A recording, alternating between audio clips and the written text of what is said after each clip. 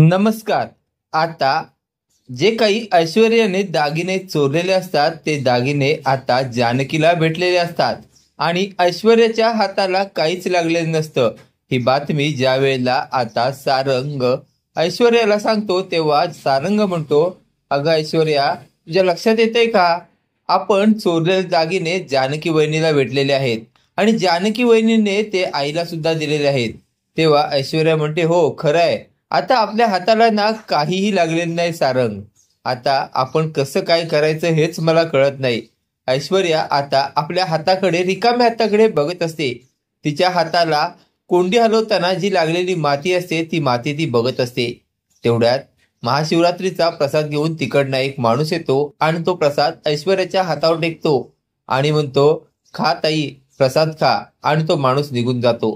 ऐश्वर्या आता त्या प्रसादाकडे बघत असते. आता रात्र होत असते.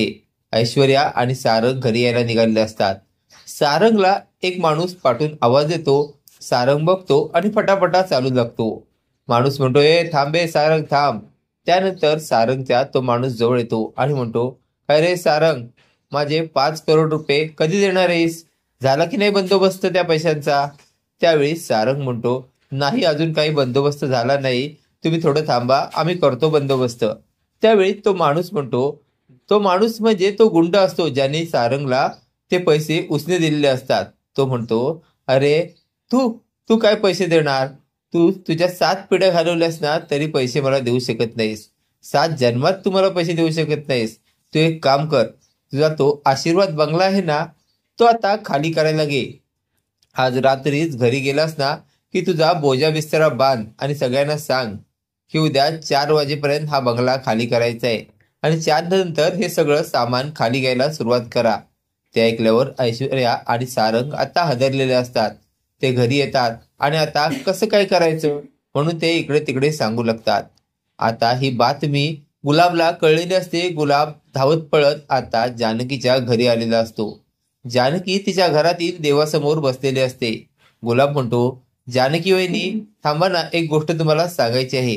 त्यानंतर गुलाब आता जानकीला सगळं काही सांगू लागतो. ते ऐकून जानकीला मोठा धक्का बसतो. जानकी म्हणते, काय? आपला बंगला? आपला बंगला ते हातात घेणार आहेत? थांबा, काहीतरी आपल्याला आता केलंच पाहिजे. आता जानकी तिच्या बंगल्यासाठी म्हणजेच रणदिवेंच्या घरासाठी नक्की काय करेल? तर इकडे रणदिवेंच्या घरात हे 4 वाजता सगळे गुंड आलेले असतात. ते आता घर खाली करा म्हणून आवाज करत असतात. तेवढ्यात त्यातील एक गुंड हा आता सुमित्राच्या हाताला धरतो आणि सुमित्राला धक्का देतो. सुमित्रा तिकडे जाऊन पडते. आता मोठा गडबड गोंधळ तिकडे झालेला असतो. आता त्या गडबड गोंधळात आता रणदिवेंना वाचवायला नक्की कोण येणार ते पाहणे कमालीचे ठरणार आहे. असेच मालिकेचे नवनवीन अपडेट पाहण्यासाठी व्हिडिओला लाईक आणि चॅनलला सबस्क्राईब करायला विसरू नका. थँक्यू.